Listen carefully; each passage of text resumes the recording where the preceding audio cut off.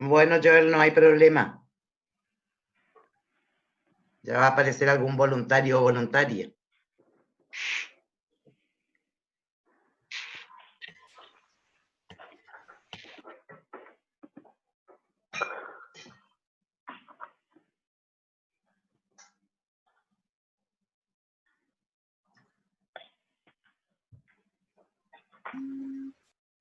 ¿Alguien que me ayude con los chats? Si no vemos los chats al final de la clase, es lo mismo. Buenas tardes, profe, yo le ayudo si quiere. Bueno, gracias, Gabriela. Bueno. Esperamos unos minutitos más o quieren que arranquemos.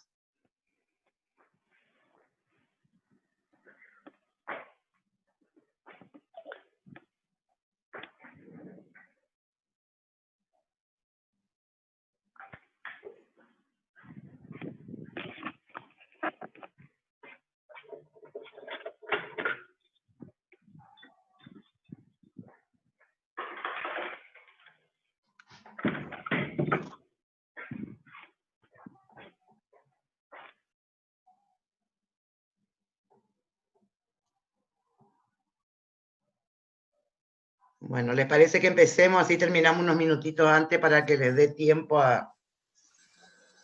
para las clases de los prácticos. Bueno, profe. Bueno, primero les quiero hacer un comentario. Me llegó un meme que hicieron. Todo indica que salió de este grupo. La verdad, les quiero decir, no me gustó.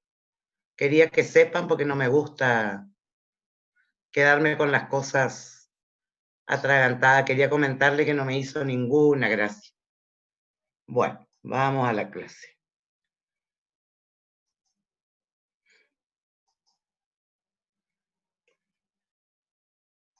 Habíamos quedado acá, habíamos terminado con las operaciones en el mercado financiero y íbamos a empezar con los préstamos bancarios, no esto habíamos visto también. Negociación de activos. Referido a los préstamos bancarios me gustaría, bueno, ya vamos a hablar un poquito más adelante. La negociación de activos financieros sería negociación de cheques, sería descuento de cheques de pago diferido, o podría ser cesión de cheques de pago diferido, y lo mismo pasa con los documentos a cobrar. Y además tenemos las operaciones de factoring. Vamos a empezar con los préstamos. ¿Cuáles son los tipos de operaciones que hay habitualmente en el mercado financiero? Los adelantos en cuenta corriente, el descuento de cheques de pago diferido, la financiación de capital de trabajo e inversiones en activos fijos, los préstamos con caución de certificados de obras públicas. Vamos a ver un poquitito cada uno de estos. Cuando hablamos de adelantos en cuenta corriente, estamos hablando de los adelantos con acuerdo. Ustedes saben que hay adelantos sin acuerdo que se producen cuando uno emite un cheque sin tener fondos, entonces el banco decide o no pagar ese cheque aunque no exista fondo, y en ese caso hay un plazo de 30 días para cubrir ese descubierto. Si es con acuerdo, los plazos pueden ser de 180 días a un año, eso es lo habitual. También habitualmente se piden garantías, que puede ser a sola firma, con la fianza de los socios, en el caso de las SRL o de la sociedad anónima, con garantías prendarias, hipotecarias, garantías autoliquidables u otro tipo de garantías. Con las garantías hipotecarias, el Banco Nación tenía una línea de créditos de hasta 9 años a partir de la constitución de la hipoteca. Cada año tenían que cubrir, una vez al año hay que cubrir el descubierto, desde la fecha de otorgamiento de ese adelanto. O sea, en algún momento tiene que estar con saldo acreedor esa cuenta.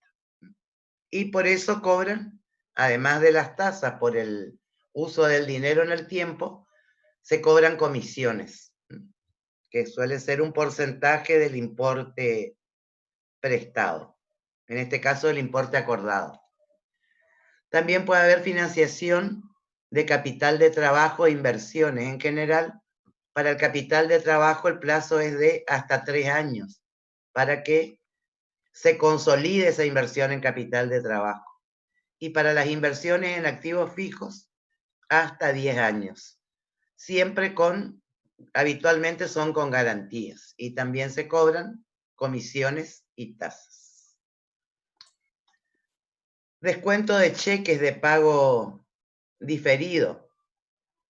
Estos descuentos de cheques suelen tener un plazo máximo de 90 días. Sin aval puede ser hasta el 100% del monto presentado. O puede ser, o sea, si el cheque es de 1.000 pesos, nos van a dar nos van a acreditar los 1.000 pesos en la cuenta corriente.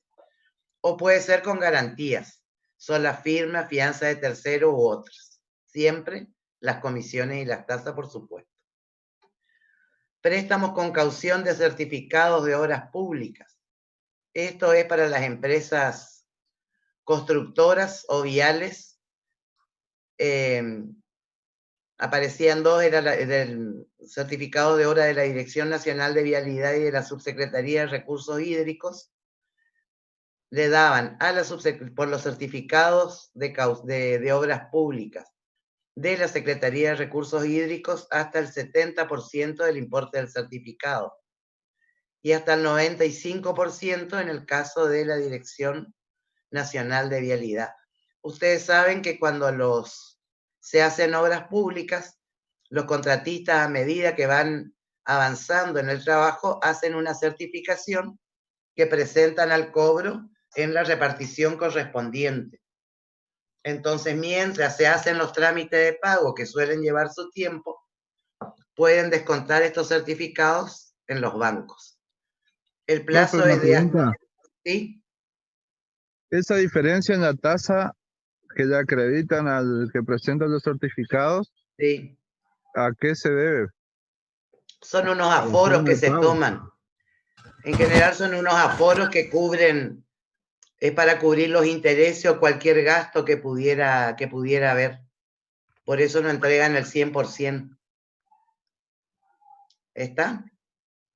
Sí, profe. Se llaman aforos en la jerga bancaria.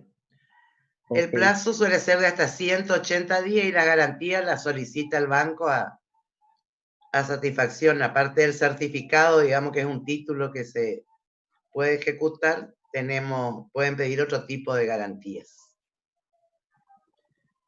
Entonces, además de esto, se pueden realizar descuentos de documentos. Si a uno le paga un cliente con un documento, puede ir al banco y descontar ese documento. También en estos casos se toman un aforo y si uno no cubre el documento al vencimiento, si no paga el que nos tiene que pagar a nosotros no tenemos que hacer cargo de ese documento. Nos podemos ceder esos documentos, sería una compra de documentos o negociación de cheques. También hay operaciones de comercio exterior, como la prefinanciación de operaciones. O sea, si una empresa exportadora está por realizar una exportación, le pueden dar un préstamo de prefinanciación de exportaciones para que se prepare toda la parte previa a la exportación en sí. Puede haber también financiación de exportaciones o financiación de importaciones. ¿Cuáles son los trámites para la obtención del crédito? Si el cliente presenta una solicitud, siempre que sea cliente del banco, ustedes saben que los bancos piden mucha información. Se van a pedir los estados contables de los últimos 5 años, seguramente un presupuesto financiero, que en la jerga bancaria le llaman mal llamado flujo de fondos. Toda la información solicitada se analiza por parte de la entidad financiera, hacen una serie de análisis para evaluar el riesgo que tiene el cliente y después de pasar por todos esos pasos está la resolución, que es la que el documento final para la obtención del crédito. Bueno. ¿Qué es lo que tenemos que mirar? Tenemos que mirar la tasa, el costo es la tasa efectiva anual más las comisiones y otros gastos que puede cubrir el banco. Por eso ahora los bancos hablan de, aparte de la tasa efectiva anual, de un costo financiero total. Esa tasa de interés depende de la naturaleza del crédito. Ay, espérenme que me fui. Dependen de la naturaleza del crédito. Las tasas son diferentes dependiendo de las garantías que uno ofrece. O sea, si es un crédito hipotecario, la tasa va a ser más baja que si es un crédito a sola firma. El plazo de la operación, o sea, venimos hablando de esto hace mucho, que las operaciones de más largo plazo tienen una tasa más alta que las de corto plazo. O sea, en realidad en nuestro país hace muchos años que no hay préstamos a tasa fija. Lo habitual es que esos préstamos, las tasas, se vayan revisando cada 3 meses. Va a depender de las garantías ofrecidas. O sea, si tenemos bienes para ofrecer en prenda o hipoteca, de la situación de la empresa. Si la empresa es más riesgosa, seguro que le van a cobrar una sobretasa. O sea, las empresas de primera línea, las grandes empresas, suelen tener tasas preferenciales, o sea, tasas más bajas para acceder al crédito. Y también va a depender de las condiciones del mercado financiero. O sea, si el mercado está líquido, habrá más créditos y a tasa más baja, o sea, si la oferta es superior a la demanda, y en caso contrario, seguro que las tasas suben. Bueno, ¿cómo calcular el costo financiero total? Es la TIR del flujo de fondos compuestos por el importe del préstamo y todos los pagos efectuados para su cancelación. Y hablamos del importe neto porque normalmente las comisiones se las cobran al depositar, al otorgar el crédito, o sea, cuando el crédito está disponible en la cuenta corriente de la empresa. Bien. Y antes de pasar a esto, estuve buscando para mostrarles. Ay, espera. Que me fui de la pantalla completa y ahora no sé cómo hago para compartir. Igual se ve, profe. No, pero les quiero mostrar porque estuve buscando. A ver.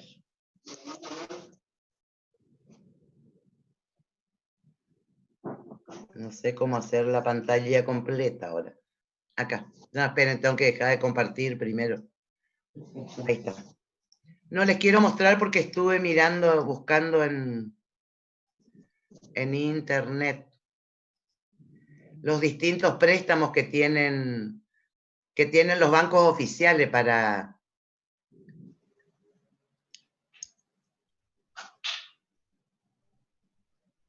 fíjense los créditos para las contingencias. ¿Qué es lo que cuáles son las líneas de crédito que tienen habilitadas ahora? Tienen para actividades esenciales, que son todos los alimenticios, insumos, equipamiento, implementos, servicios médicos, medicamentos y de higiene. Los destinatarios, o sea, micro, pequeñas y medianas empresas que estén exceptuadas del aislamiento social, o sea, que puedan trabajar ahora. El destino no, aparte de las actividades que están enunciadas arriba, no hay mayores especificaciones. Son préstamos en pesos.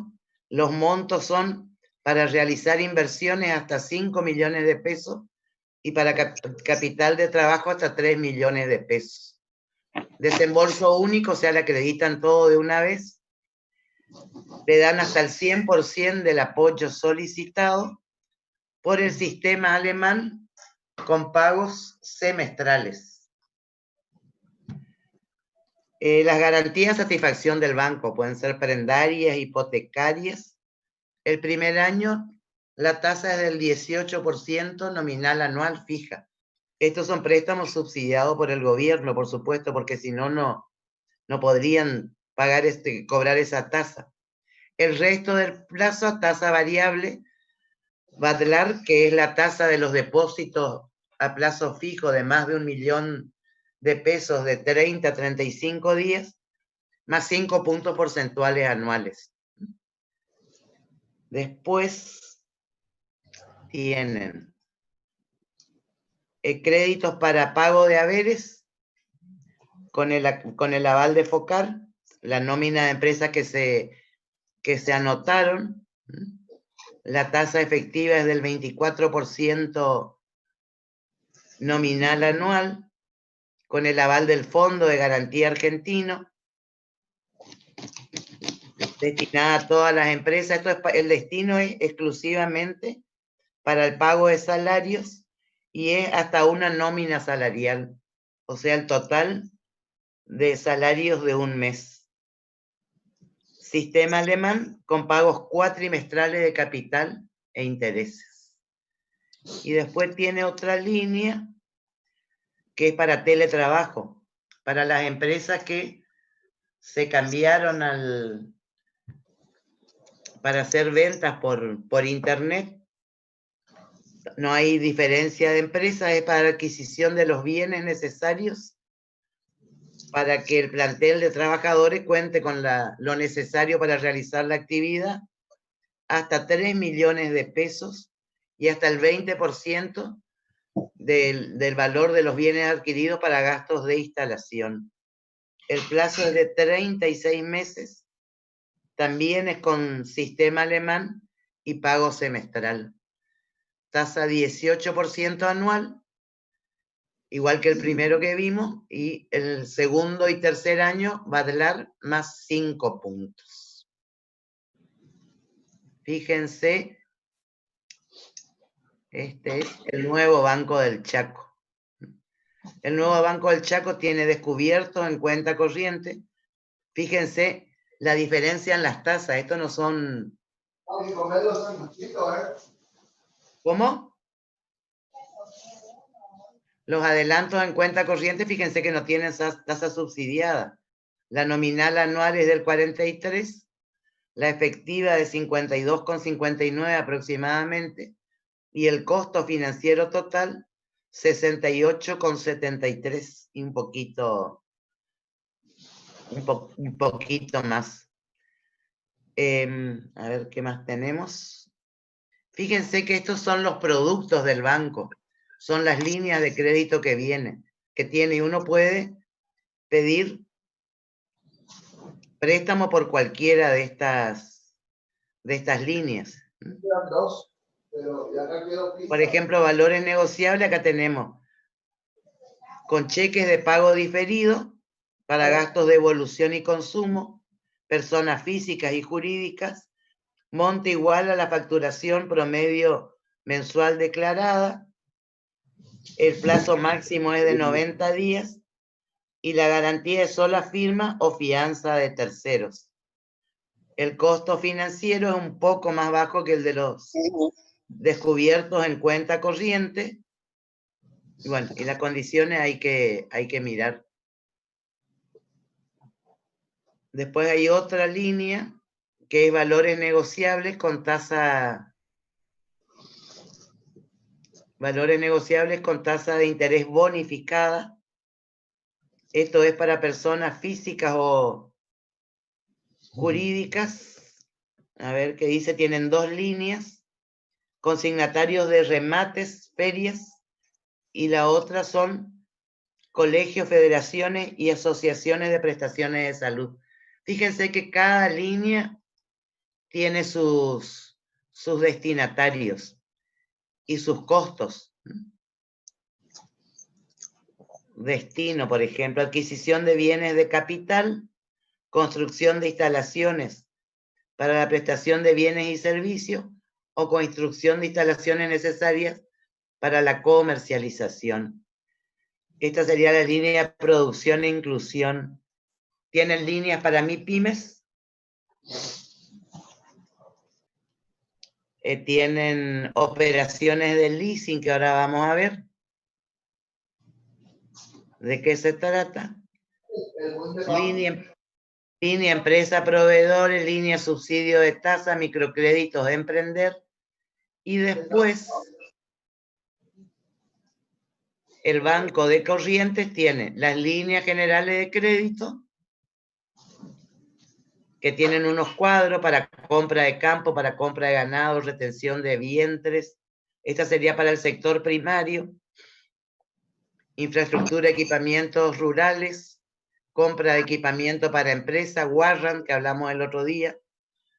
Para el sector comercial, línea capital de trabajo, pago de aguinaldo MIPYME, compra, ampliación y refacción de locales comerciales. O sea, tienen por sectores diferentes líneas de crédito, operaciones de leasing también.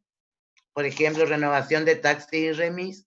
Cada una tiene su plazo, su tasa, el monto y el tipo de garantía que exigen. Y aparte de eso, las líneas de emergencia en la pandemia, que línea para trabajadores independientes o monotributistas hasta 300.000 pesos, dependiendo hasta 3 veces el ingreso de la categoría, con un máximo de 300.000. Línea para pago de sueldo, como las que vimos en el Banco Nación, líneas de capital de trabajo. Fíjense las tasas y las comisiones. Estos son préstamos subsidiados. Las del FOGAR que vimos, y bueno, y los requisitos para las distintas líneas. Después están las líneas MIPYMES, microempresa, mediana empresa, dependiendo del sector, tienen montos máximos. Bueno, me parece que está medio viejita esta información. Dice noviembre del 2018. Y por último, las operaciones de leasing, donde hablan de las ventajas del leasing, que ya vamos a ver. Fíjense con qué tipo de bienes se hacen el leasing: tractores, cosechadoras, utilitarios, no incluye transporte de pasajeros, grupos de electrógenos, máquinas para la construcción, camiones, y bueno, y otros grupos hay que consultar.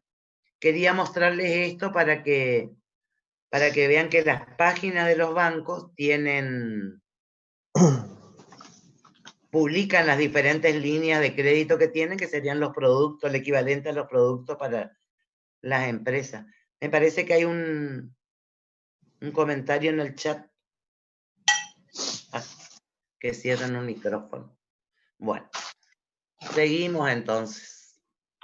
Suelo llevar esto a las clases, pero bueno, como ahora podemos mostrar directamente, claro, aprovechamos. Bueno, esperen que me fui para atrás. Vamos a ver el factoring, que es la negociación de cuentas a cobrar. ¿Cuáles son los tipos de factoring que hay? Los costos. Por un lado está quiénes son las personas que intervienen. Por un lado está el deudor, que es el cliente de la empresa, el que debe pagar la factura o el crédito. Después está la empresa, que sería el cliente de la compañía de factoring, que va a ceder la factura o el crédito de su deudor. Y la empresa de factoring, que es a quien se le cede esa factura o ese crédito. Esas serían las tres personas que intervienen en esta operación. ¿Qué servicios brindan? Brindan el servicio de financiamiento, porque uno les transfiere las cuentas por cobrar y los convierte en fondos líquidos, por supuesto que con los costos correspondientes. Protección crediticia, porque puede analizar a los clientes, puede ayudarnos a seleccionar los clientes para las ventas, y se encargan de la gestión de cobranzas. ¿Cuáles son las etapas? Esas compañías de factoring, si uno quiere realizar esta operación, lo primero que hacen es seleccionar los miembros. O sea, uno presenta una solicitud para poder descontar su cartera de créditos y la empresa le da o no le autoriza o no a operar con ella. O sea, después viene la solicitud de aprobación del monto del crédito, la entrega de las facturas de crédito a la empresa. Entonces, a partir de ese momento, una vez que le entregamos la factura, ya nos transfieren los fondos correspondientes y se encargan de la cobranza de las deudas.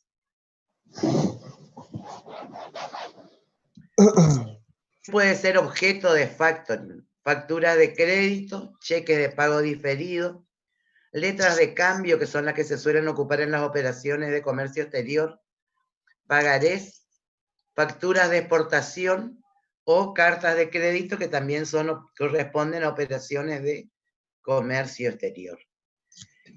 Y hay dos tipos de operaciones de factoring, con derecho de rechazo o sin derecho de rechazo.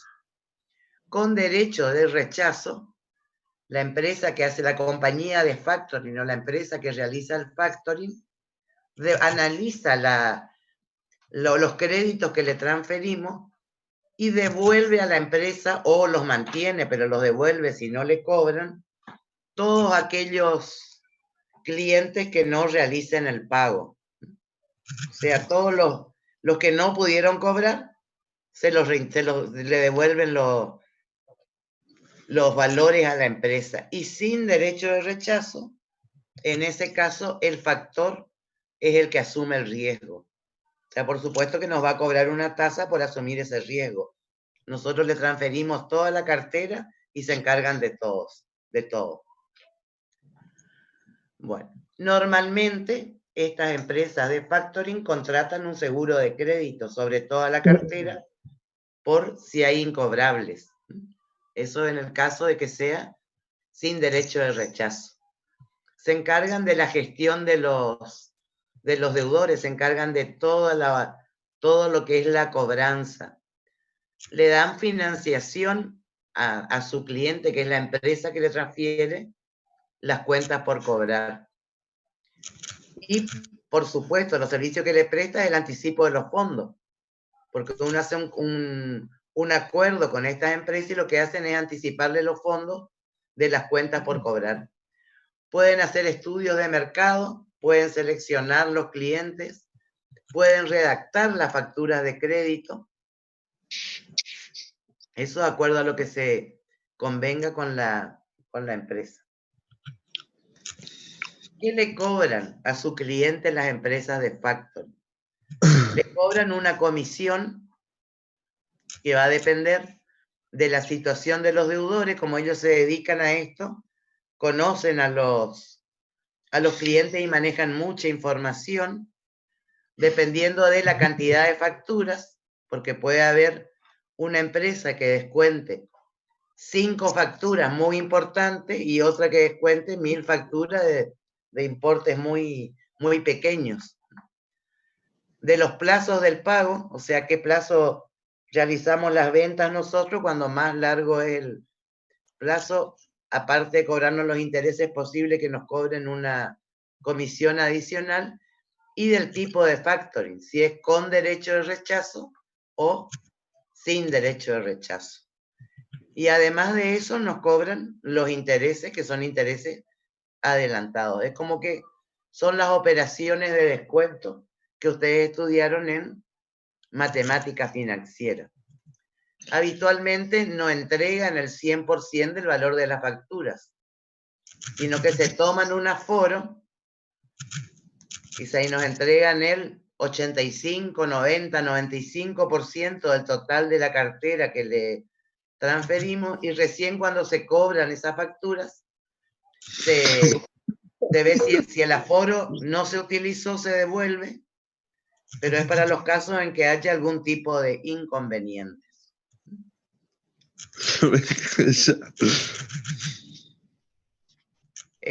Disculpe, profe, pero están pidiendo que Pablo Sotelo apague su micrófono. Perdón. Uy, no te puedo creer.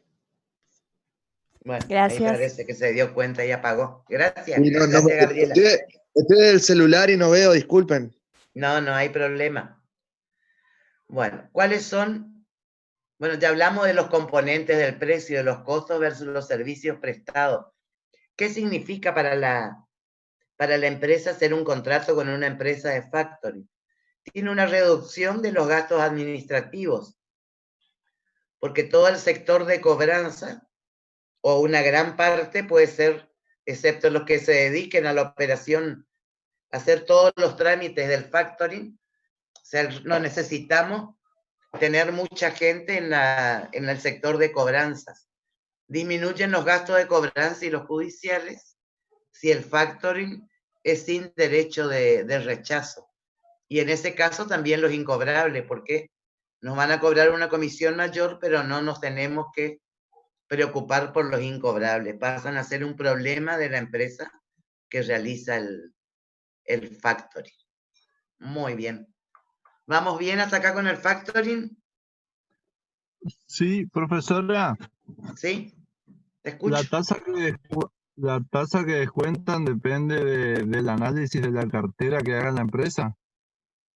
No, eso te van a cobrar en las factoring. comisiones. La tasa suele ser una tasa parecida a la tasa que utilizan los bancos, una tasa de mercado. Ajá. O sea, todas estas... Sí. A ver, ¿dónde está? O sea, esto te cobran en las comisiones. Los intereses suelen ser los intereses de mercado. El resto te cobran en la comisión. O sea, cuando uno hace la operación, ya van a ver en los prácticos, uno tiene el valor nominal, se toman un porcentaje del aforo, entonces a uno le acreditan el 85%, por ejemplo, del importe de la factura, y a eso se le descuentan las comisiones que dependen de todas estas cosas, más los intereses adelantados. Okay. ¿Estamos? Gracias. Sí, profe. Pues nada. Bueno. Vamos al leasing. Vimos que tenían los bancos. Ay, esperen que me fui. Hay distintos tipos de leasing. Hay un leasing operativo y un leasing financiero.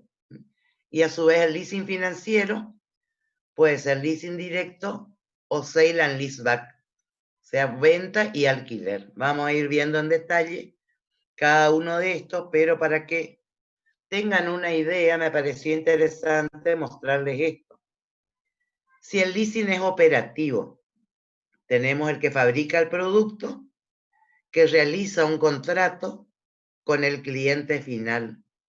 Este suele ser el caso de las fotocopiadoras, por ejemplo, que hacen un contrato y durante la vigencia del contrato se ocupan del mantenimiento del bien, porque cuando vence el contrato, este cliente le devuelve el producto al fabricante. Y después está el leasing financiero, donde una entidad financiera compra el producto que le pide el cliente, que en el banco de corriente estaban detallados, con qué tipo de productos hacen habitualmente el leasing y con cuáles hay que ir a conversar con ellos. Entonces, la entidad financiera, el banco, compra ese producto, establece unas cuotas de alquiler y tiene en cuenta, por supuesto, el valor residual del bien al cabo del contrato y se lo entrega al cliente final.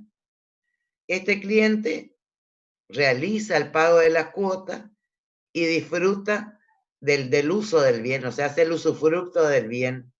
Y mediante el pago de la opción de compra al final del contrato se puede quedar con el bien, cosa que no sucede con este otro que es el leasing operativo. Bueno, vamos a ir mirando en detalle. El leasing operativo es normalmente a corto o mediano plazo, o sea, 2 años, 5 años. Lo realiza el fabricante del bien. Como él es el propietario del bien, se hace cargo del mantenimiento. para tener el bien en condiciones, o sea, le vienen a hacer los servicios cuando corresponde. Y el arrendatario tiene la opción de rescindir el contrato pasado un tiempo mínimo. Estas operaciones en realidad son contratos de alquiler. Uno paga la cuota y hace uso del bien. Muy bien. ¿Quiénes pueden hacer este tipo de operaciones? Se pueden hacer operaciones de corto plazo automóviles. Por ahí una empresa necesita 2, 3, 4 meses un auto y en vez de comprarlo hace una operación de leasing. El riesgo de obsolescencia cuando los contratos son a mediano plazo corre por cuenta del arrendador. Por ejemplo, si fuera fotocopiadora y sale una fotocopiadora nueva, el fabricante, que es el propietario del bien, es el que corre con el riesgo de obsolescencia. No es un problema del arrendatario el que hace el uso del bien. ¿Cuál es la ventaja? Que no se inmovilizan recursos financieros. En vez de comprar el bien, hacemos un contrato de leasing. Lo alquilamos. Vamos a ver el arrendamiento financiero. ¿Cómo lo define la ley? En el contrato de leasing, el dador conviene en transferir al tomador la tenencia de un bien cierto y determinado para su uso y goce contra el pago de un canon y le confiere una opción de compra por un precio. O sea, en el leasing financiero, el que da el bien compra el bien que le pide la persona que es el tomador de ese, como lo llama acá la ley. Le va a tener que pagar las cuotas y al final va a haber una opción de compra. Y tiene que estar establecido en el contrato cuál es el precio al que se va a comprar al finalizar el contrato.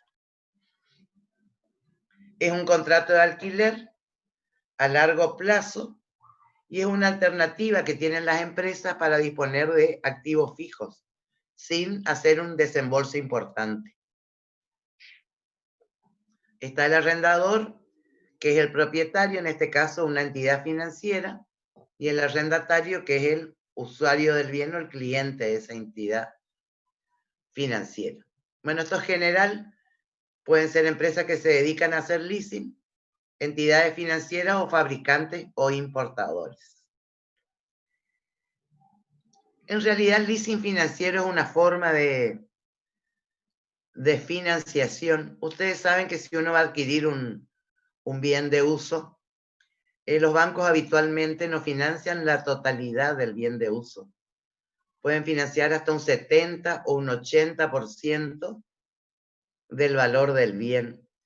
Y ese porcentaje que financian se explica porque si estos préstamos son con garantías reales, o sea, prendarias o hipotecarias, y si uno deja de pagar el préstamo, el banco tiene la posibilidad de rematar los bienes, de quedarse con los bienes, y la diferencia que hay entre el valor del bien y ese 70-80% que nos financiaron, en teoría tendría que cubrir los intereses no pagados.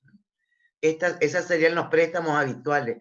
Esta es una forma de financiación que no le exige al que va a ser beneficiario del uso del bien hacer un desembolso del 20 o el 30% del valor del activo fijo. Es un contrato de uso sobre un activo fijo por un tiempo específico y como contraprestación hay que pagar una cuota, o sea, hay que pagar una renta. Habitualmente se hace... Escucha. Ahí preguntan si se usa para grandes máquinas. ¿Sí? Sí, no hay problema. Ustedes vieron que ahora miramos, si quieren, el banco del... Cuando terminemos de mirar esto, vamos a volver a lo que tienen el Banco del Chaco y el Banco de Corrientes. ¿Especifican qué tipo de máquina? En el caso del Banco de Corrientes, en el del Chaco me parece que no. Pero en principio no habría problema. Porque uno va al banco y le dice, yo necesito que me compre esta máquina, este molino arrocero, este colectivo, lo que la empresa necesita, y le da todas las características. Incluso le puede dar el proveedor. Y al final tienen la opción de compra. La duración del contrato puede ser diferente, puede ser superior al 50%, al 20% o al 10% de la vida útil del bien. Lo que se exige es que estos contratos tengan en la opción de compra un precio cierto y determinado. Y se utiliza para todo tipo de bienes, que era la pregunta que estaban haciendo. O sea, en principio no hay problema con el tipo de bienes que vamos a comprar. Bueno, esperen que me fui. Lo realiza una entidad financiera. El mantenimiento está a cargo del arrendatario, a cargo del usuario del bien. Y el arrendatario no puede rescindir el contrato. Así como en el leasing operativo uno podía rescindir el contrato pasado cierto tiempo, en este caso no se puede rescindir el contrato. Y la razón es que uno le pide a una entidad financiera un bien específico, con las características que uno necesita para su empresa. O sea, el negocio de la entidad financiera es hacer la operación de leasing, cobrar las cuotas y al final del contrato que el cliente haga la opción de compra. O si no, se puede recuperar, digamos, el bien, porque el valor que tiene previsto en la opción de compra es el valor residual que le estima, el valor de mercado que estima que puede tener el bien. Pero no se puede rescindir, porque si nosotros le pedimos que nos compre un molino arrocero de determinada característica, ese molino arrocero puede que le sirva exclusivamente a nuestra empresa. O sea, el banco, ¿qué hace con un molino arrocero? O sea, no es su negocio alquilar a diferentes clientes molinos arroceros. Su negocio es hacer la operación de leasing, comprar lo que le pide el cliente específicamente. Ese es el motivo por el que no se puede rescindir. No sé si fui clara, si se entiende, porque es una de las características más importantes de este contrato. Sí, profe, se ¿Podría entendió. explicar esa última parte de vuelta? ¿Está? O sea, si nosotros nosotros podemos ir al banco y pedirle que nos compre alguna cosa muy, muy específica. Supónganse que tenemos una empresa textil y le pedimos una máquina para poner botones a las prendas que hacemos, que tiene una característica específica. O sea, ¿cuántos clientes del banco pueden necesitar una máquina de poner botones como la nuestra? No, seguramente nosotros solos. Entonces el banco nos va a comprar para que nosotros la usemos durante X cantidad de años, 5 años, 7 años, y al final va a poner un precio al final del contrato para que la podamos comprar si nos interesa. Pero eso no se puede rescindir. Nosotros no podemos ir al banco y decirle, esta máquina de poner botones ya no me interesa más. Porque el banco no va a decir, mire su problema, si no le interesa. Firmamos un contrato y tiene que cumplir el contrato. Porque no tiene a quién entregarle esa máquina. La compró siguiendo las especificaciones que le dimos nosotros. Entonces el negocio no es que uno le rescinda el contrato antes. Uno tiene que cumplir el contrato. No sé si está claro o está más turbio todavía. Se entiende, se Sí, entiende. profe, se entendió. Bueno, Profe, entonces la diferencia con el operativo, o sea, en el operativo sí se puede rescindir porque son sí. bienes como más generales, que son Exacto, útiles para todos. Uno puede hacer un leasing de fotocopiadora, puede hacer un leasing de auto, por ejemplo. Y los hacen los fabricantes que se dedican a vender y alquilar ese tipo de bienes. Acá el que hace la compra es un banco que compra porque le pedimos nosotros, no es su negocio. Bueno. Profe, le acá hago una pregunta que ¿Sí? compartieron en el chat. Sí, Si el arrendatario no puede rescindir el contrato, ¿tiene o no tiene la opción de compra? sí, tiene la opción de compra al final del contrato. O sea, tiene que esperar que pasen los años de duración del contrato y al final tiene la opción de compra. Pero no puede comprar cuando quiere, tiene que esperar a cumplir el contrato.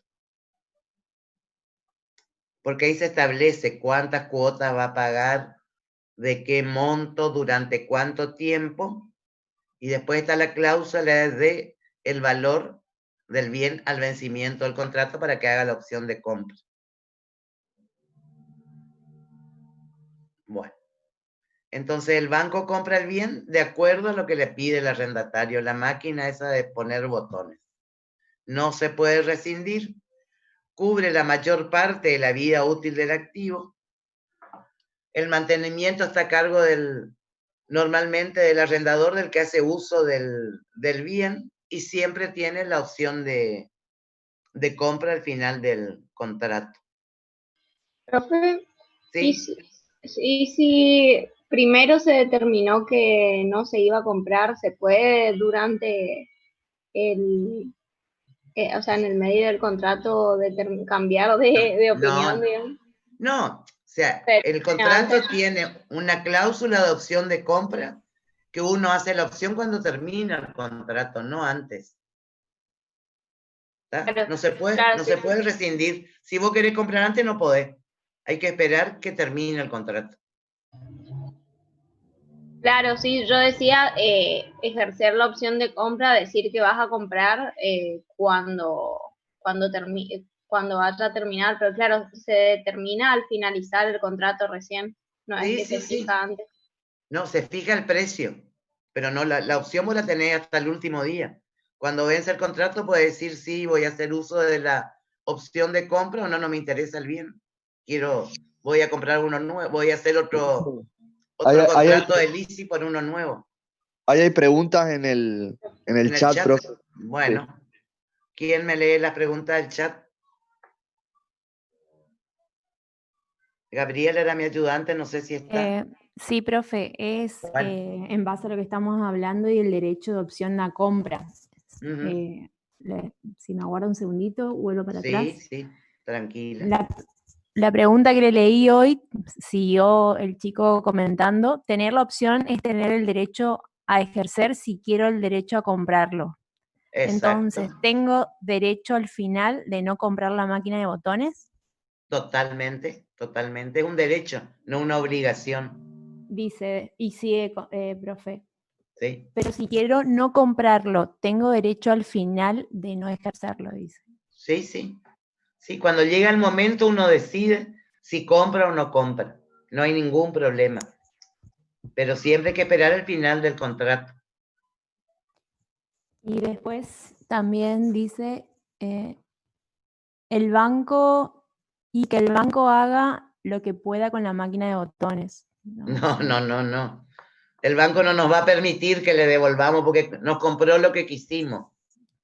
Además, como usted dijo, es un bien que lo utiliza para un fin determinado y es para esa empresa en particular. O sea, al banco tampoco le convendría Totalmente. No es el hacer negocio. ese tipo de contratos, negocio para él. El negocio del banco es prestar dinero, financiar este tipo de operaciones. Compra lo que por otro tipo de nosotros. leasing. Claro, compra lo que nosotros necesitamos. Claro, no queda claro. ¿Eh? ¿Qué no está quedando claro? Ahí el muchacho sigue preguntando. Bueno, vemos que sigue preguntando. Ahí al final puso, entonces no tengo derecho, pone. O sea, si no puedo devolverlo, ¿tengo o no el derecho a no ejercer? Decirle que te podemos pedir que hables, ¿puede ser?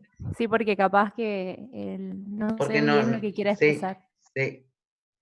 Dice No cero tiene micrófono. y cero cámara. No tiene micrófono. No tiene micrófono. Yo creo que lo que está diciendo él es que si el banco no me deja devolverle la máquina al final, no tengo el derecho no hay derecho a devolver o no a la opción de compra. Sí. Uno tiene, al final del contrato, tiene la opción de compra. Quiere decir que yo puedo comprar el bien o se lo puedo devolver al banco. ¿Sí? Puedo hacer cualquiera de las dos cosas. O lo compro al valor establecido en el contrato o no lo compro. No hay ningún problema. Siempre va a ser al final del contrato. Bien, ahí dice que le quedó claro. Muy bien. Muy bien. Bueno. El valor actual, esto es una cuestión financiera, digamos, cómo se hacen los cálculos. El valor actual de los pagos al momento de inicio es mayor o igual que el valor corriente del activo arrendado. O sea, para calcular las cuotas, lo que se suele hacer es estimar cuál va a ser el valor residual por el que se va a ejercer la opción de compra. Se trae ese valor residual a hoy, se calcula el valor actual. Al precio del bien se le descuenta ese valor de la opción de compra y sobre el monto van a hacer el cálculo de las cuotas. Porque ellos van a tener ¿Puedes repetir eso? Claro, o sea, ¿cómo calculan las cuotas? O sea, a mí el valor actual de las cuotas tiene que ser igual o mayor al valor del bien para que le convenga al banco. ¿Sí? Si un bien sale 100.000 pesos, el valor actual de la cuota va a ser por lo menos igual a 100.000 pesos. Más la ganancia del banco, a la tasa de rendimiento requerida por el banco. Porque es un valor actual. Se le puede descontar para el cálculo de la cuota el valor actual del precio que se le puso al contrato para ejercer la opción de compra. Porque ese es un dinero que va a recuperar el banco. Entonces no lo incluiría en el cálculo de las cuotas. ¿Sí? ¿Se entiende o es muy complicado? No, ahí entendí, profe. Gracias. Justo se me había cortado, por eso no escuché bien. Bueno. Seguimos. Hay otra forma de leasing financiero, que es el arrendamiento con venta previa, que se conoce como sale and leaseback. Supónganse que tenemos un cliente, el banco tiene un cliente que tiene problemas financieros, pero tiene una propiedad. Entonces, el cliente le puede transferir la propiedad al banco y el banco le da el dinero, le entrega el efectivo y sobre esa propiedad firman un contrato de leasing.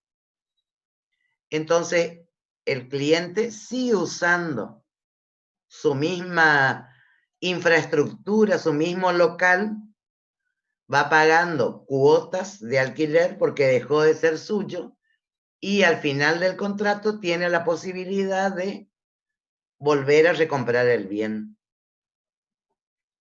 Esa sería este tipo de operaciones, un leasing financiero donde compran un bien de la propia empresa y suele ser una forma de que las empresas que están con problemas financieros se hagan con dinero en efectivo rápidamente.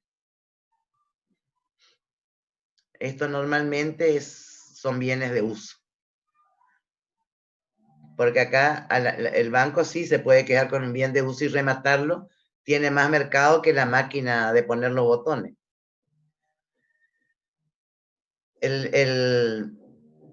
La persona que transfiere la propiedad pierde la propiedad del bien, lo utiliza durante el tiempo estipulado y tiene la opción de compra al final del contrato.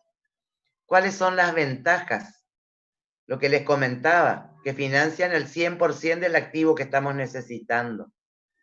No necesitamos hacer un desembolso en efectivo muy grande, no necesitamos inmovilizar recursos. Vamos a ir pagando las cuotas del bien. Además de las ventajas fiscales. Por ejemplo, el IVA, si nosotros compramos el bien, el IVA del bien lo tenemos que pagar en el momento de la compra. Y después vamos a poder usar ese crédito, como son compras importantes, va a ser un importe importante, lo vamos a ir recuperando a través del tiempo, con el IVA débito que se nos vaya generando. Las cuotas del leasing son deducibles del impuesto a las ganancias. no hay impuestos sobre los bienes personales, la empresa no tiene impuestos sobre los activos porque el bien no es de su propiedad. Tampoco se paga el impuesto a la ganancia mínima presunta. Fíjense los factores distintivos entre el leasing operativo y el leasing financiero. El leasing operativo es un verdadero contrato de alquiler, mientras el leasing financiero, a pesar de ser un contrato de alquiler, tiene las características de un contrato de financiación, donde uno se hace con el bien y el precio y lo compra al final. La vocación del leasing operativo es rentística, o sea, obtener una renta. La del leasing financiero es financiar la compra de un bien. ¿Quiénes hacen el leasing? En el leasing operativo los hacen los fabricantes o los importadores de los bienes. El leasing financiero, las entidades financieras o aquellas empresas que tienen como objeto especial de sus operaciones el leasing financiero. El plazo en el leasing operativo es más corto, dijimos que era corto o mediano plazo y no tiene relación con la vida útil del bien. En cambio, en el financiero sí, son plazos más largos y están relacionados con la vida útil del bien. Es habitual la renovación en el leasing operativo, cosa que no sucede en el financiero, porque al final tenemos la opción de compra. O sea, la idea no es hacer un nuevo contrato de leasing. Conservación y mantenimiento. En el caso del leasing operativo, está a cargo del deudor, del dador, digamos, del propietario del bien. Porque como el objetivo es obtener una renta con ese bien, le interesa que esté en estado óptimo el bien. Y por eso se encarga el mismo del mantenimiento. En cambio, en el leasing financiero, como el objetivo es que al final del contrato se haga uso de la opción de compra, está a cargo del tomador. Lo mismo pasa con los seguros. En el leasing operativo está a cargo del dador, en el leasing financiero está a cargo del tomador. Por supuesto que esté a cargo del tomador no implica que el banco no le pida que seguramente va a tener que hacer contrato de seguro con la empresa aseguradora que le diga al banco. ¿Cuáles son los riesgos operativos? En el leasing operativo, la duración y el estado del bien, porque es la mercadería el objeto del leasing operativo. En cambio, en el financiero lo que interesa es la solvencia del tomador, si va a poder pagar las cuotas acordadas. La amortización del bien es lineal en el leasing operativo según la vida útil del bien y es soportada por los distintos tomadores, porque yo le puedo alquilar una fotocopiadora a una persona 2 años, a la otra 2 años más y a otra 1 año más y mientras tanto voy amortizando. En cambio, en el financiero es soportada sola por el tomador y es según el contrato. Y aparece acá lo que veníamos hablando de la revocabilidad. El operativo es revocable, el financiero no es revocable. Y vamos a ver un ejemplo. Si nosotros tendríamos que analizar si nos conviene arrendar o comprar. Nosotros estamos hablando de la máquina esa que pega los botones, por ejemplo. Les pregunto, ¿tiene sentido que tomemos los flujos de ingresos y los flujos operativos para hacer este análisis?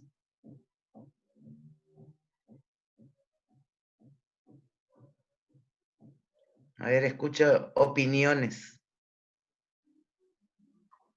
Para mí no, Sí, profe, no. porque Muy la bien, máquina ya porque está definida. O sea, uno no estaba pensando acerca de dos máquinas que podrían dar un ingreso diferente, sino cómo va a financiar esa máquina.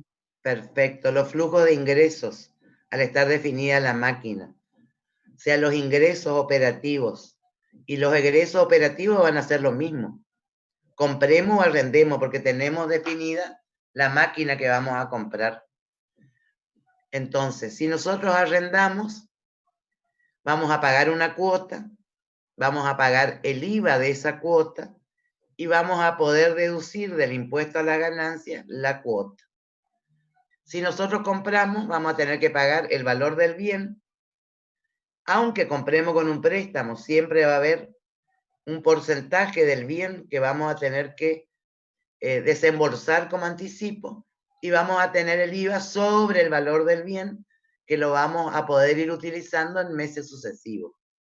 En este caso vamos a tener, vamos a poder descontar del impuesto a las ganancias la financiación del bien. Bien. Fíjense, si arrendamos nos financian el 100%, pagamos una cuota, el IVA de la cuota y lo que vimos acá en el flujo de fondos. Si compramos con un préstamo, no nos van a financiar el 100%, nos van a financiar menos del 100%, o sea, vamos a tener que hacer una inversión inicial, vamos a tener que pagar la cuota, el IVA de la cuota, y vamos a poder descontar, aparte de la depreciación del bien, porque lo compramos, los intereses de ese préstamo. Bueno, esto es lo que yo les estaba comentando. Este es un bien que vale 500.000 pesos, una vida útil de 5 años. El precio de venta al final del contrato es 0. Por ejemplo, acá no hay opción de compra porque se pactó así. Y las cuotas son adelantadas de 140.000 pesos.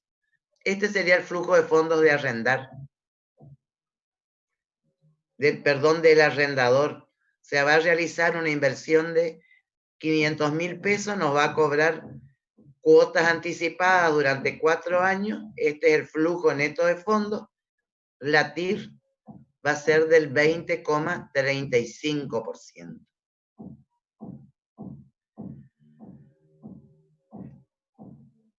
Este sería el flujo de fondos del que arrienda el bien, del que hace uso del bien. Acá tenemos las 4 cuotas. Tenemos el ahorro del impuesto a las ganancias de las 4 cuotas y el flujo neto de fondos. Fíjense que tenemos un solo valor negativo. Al final acá no podemos calcular la TIR. Y a una tasa del 20%, el valor actual de los costos es de 312.980. Bueno, acá tenemos qué pasa con el préstamo, cómo sería el flujo de fondos. Bueno, este sería el préstamo, que es un préstamo sistema francés, porque las cuotas son constantes. Ustedes ya lo conocen.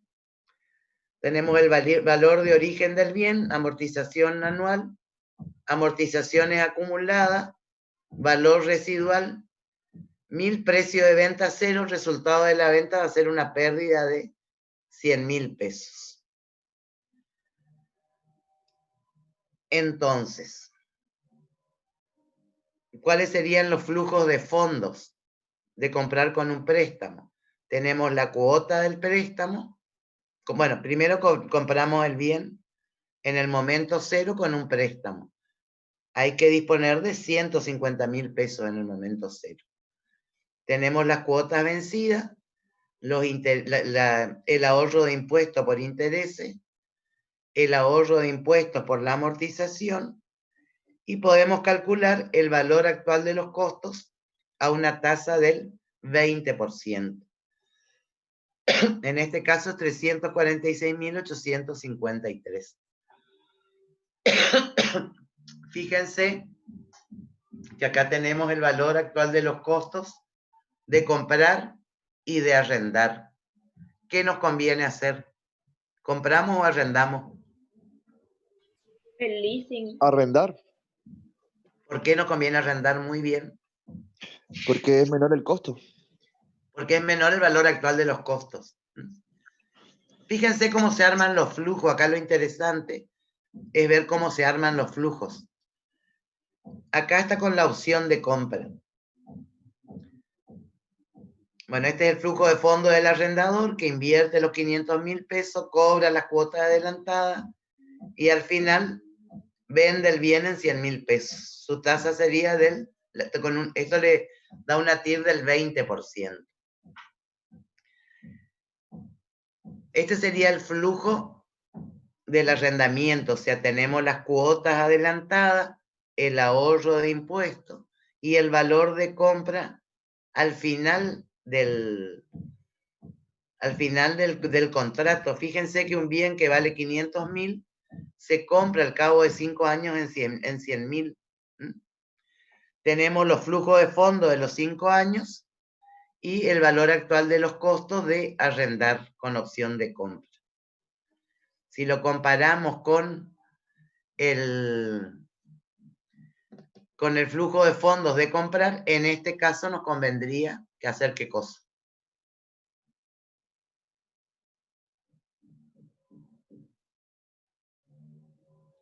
¿Comprar o arrendar? Comprar. Comprar porque tiene menor valor actual de los costos. Bien. Yo quiero que explique un poquito. ¿Sí? A mí me confunde un poco el tema del ahorro de impuestos, porque el impuesto a las ganancias siempre se está metiendo en todo y complica los cálculos. No complica, te voy a explicar. A ver, vamos a ver. Este que tiene la amortización, que tiene 2, este es el préstamo. O sea, yo del impuesto, fíjense que cuando uno hace este tipo de análisis, que en realidad lo que está analizando son costos, y está analizando costos financieros, pero vale para cualquier tipo de costo. O sea, si el análisis que estamos haciendo no afecta los ingresos, nosotros hacemos un análisis desde el punto de vista de los costos. Entonces, todo lo que es egreso o costo está en positivo. Y todo lo que representa un ingreso está en negativo. Van con los símbolos cambiados. Fíjense, con los signos cambiados. Fíjense que el ingreso del préstamo está como negativo. Bien. Nosotros nos vamos a ahorrar, porque podemos descontar del impuesto a las ganancias el 30% de los intereses. O sea, estos intereses que aparecen restando acá son el 30% de estos intereses. Nosotros sabemos que del 100% de los intereses que pagamos, un 30% podemos deducir para el cálculo del impuesto a las ganancias. Ese 30% es el que figura acá. Ay. Bueno. Esperen que está bien. Ese 30% es esto. Y fíjense en la amortización. Nosotros tenemos una amortización anual de 100.000 pesos. Nosotros vamos a poder ahorrarnos 30.000 pesos. Porque podemos deducirlo del impuesto a las ganancias. Y esos son los 30.000 pesos que figuran acá. No sé si está claro ahora o no, porque hablamos de ahorro.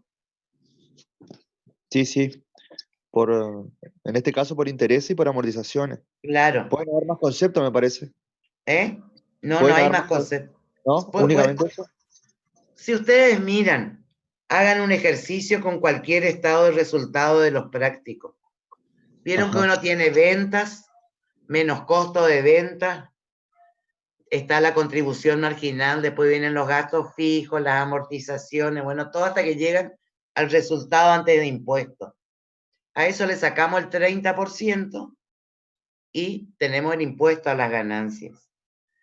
Tomen un estado de resultado y hagan el análisis de a uno. O sea, por tener este nivel de venta, yo tengo que pagar el 30% de impuesto a las ganancias.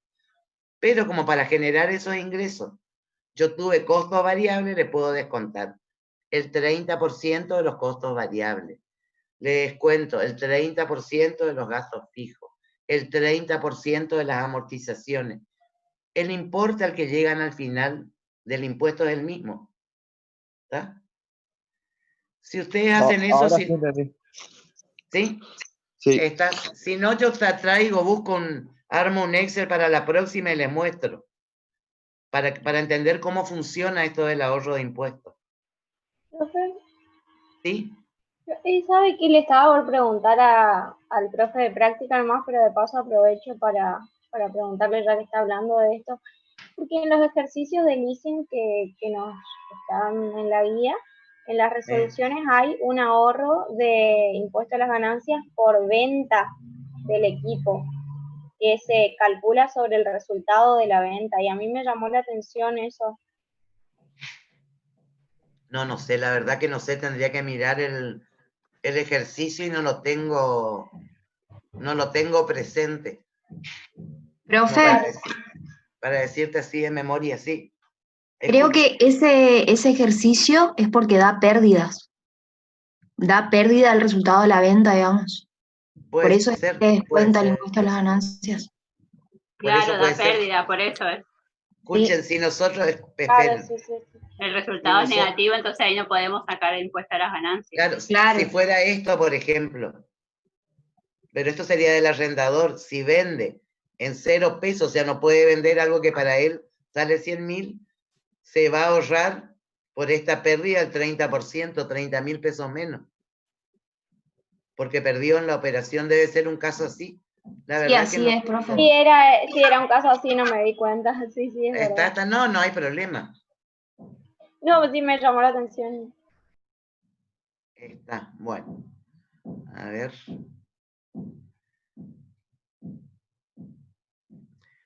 Bueno, y después está el arrendamiento con apalancamiento. En este caso, el arrendador pide prestado, o sea, no sería el banco, sino sería una persona que se dedica a hacer leasing, pero este tipo de leasing financiero pide prestado parte del precio de compra del activo y garantiza ese préstamo que solicita con los flujos de fondos del contrato de arrendamiento. Y de esa manera podría apalancarse si consigue cobrarle al arrendatario una tasa mayor a la que está pagando él por el préstamo. ¿Quieren que miremos las operaciones de leasing del Banco del Chaco y el Banco de Corrientes? ¿O dejamos acá? Les comento, en el aula virtual hay unas notas de cátedra de leasing del profesor Fioli Mías, que esperamos les sirvan, les sean de utilidad. ¿Qué hacemos? ¿Miramos de nuevo las operaciones o dejamos acá y arrancamos el miércoles con la unidad 8? Dicen que sí, profe, ok, ponen. Bueno, allá vamos. A las 18 tenemos clase de práctico. ¿Dejamos o qué? No entiendo qué es el ok. Creo que es para que sí, que para ver. Bueno, miramos rapidito. A ver, ¿dónde estás? Fíjense, acá quedó abierto en el leasing, en el Banco de Corrientes. Y acá especifica qué tipo de bienes: tractores, cosechadoras, utilitarios, o sea, pero no para transporte de pasajeros. Acá están pensando seguramente en vehículos para hacer repartos. Grupos electrógenos, maquinaria para la construcción y camiones. Otro tipo de bienes, consultar. No tienen ninguna... Y fíjense que hablan de alternativa de financiación. O sea, no hablan de otra cosa. Y vamos a ver el Banco del Chaco. Dice bienes de capital y equipos, beneficiarios, personas físicas y o jurídicas del sector privado o público que califiquen como sujetos de crédito para el nuevo Banco del Chaco conforme a las normas del Banco Central. Monto máximo dentro de los límites de asistencia crediticia admitido en manera de fraccionamiento del riesgo crediticio. Eso es lo que yo les comentaba, que los bancos no pueden prestar más allá de X porcentaje de su patrimonio a un solo cliente. Y eso es de lo que habla el fraccionamiento. Plazo máximo 6 meses, 60 meses, o sea, serían 5 años. Pesos argentinos, sola firma y o fianza de tercero. Costo financiero, el costo financiero total, que es el que nos interesa, 53,44. Y fíjense que habla de bladar, quiere decir que es una tasa ajustable, no es tasa fija, sino que se va a ir ajustando.